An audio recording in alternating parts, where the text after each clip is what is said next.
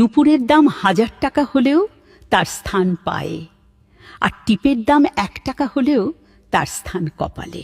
ইতিহাস সাক্ষী, লবণে কখনো পোকা ধরেনি, কিন্তু মিষ্টিতে প্রতিদিনই ধরে, আবার পিঁপড়াও ছাড়ে না। মানুষ সোজা পথে চলতে চায় না, বাঁকা পথেই আগ্রহ বেশি। তাই তো মদ বিক্রেতাকে কোথাও যেতে হয় না, কিন্তু দুধওয়ালাকে বাজারে দাঁড়ে দাঁড়ে ঘুরতে হয়। আমরা সর্বদা দুধ বিক্রেতাকে বলে থাকি, দুধে জল মিশাননি তো, আর মানুষ মদে জল মিশে খায়। আজ পর্যন্ত মানুষকে এতটুকুই চিনলাম।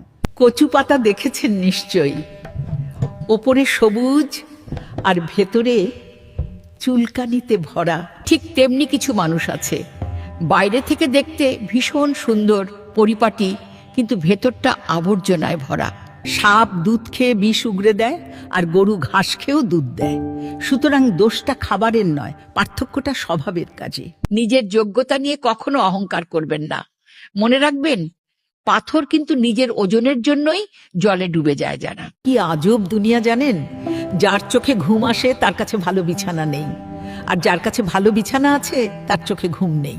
যার মনে দয়া আছে তার কাছে দেয়ার মতো কিচ্ছু নেই, আর যার কাছে দেয়ার অনেক কিছু আছে তার দেওয়ার মতো মনটাই নেই।